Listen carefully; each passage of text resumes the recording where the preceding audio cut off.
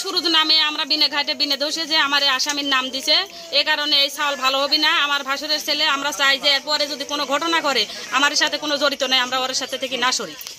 এই যে আত্মহত্যার বিষয়টা একটু বলেন তো। এখানে বলা হচ্ছে যে তাকে হত্যা করা হয়েছে।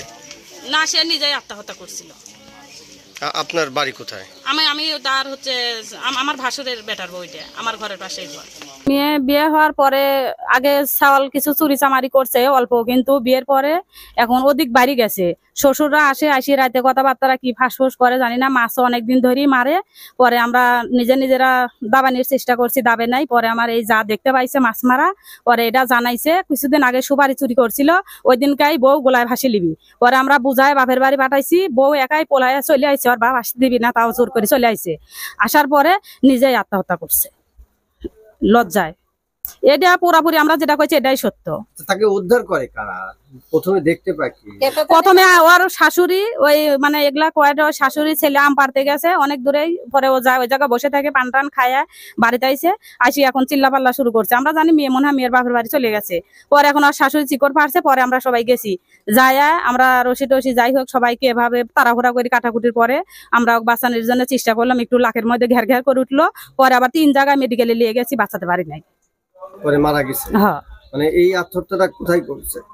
ওর নিজস্ব ঘরে, চেয়ার, লাল চেয়ার আছে, একটা চেয়ারের উপর দিলে। ওদের করিমের বাড়ি এবং হামিদের বাড়ির দূরত্বটা অনেক দূরে।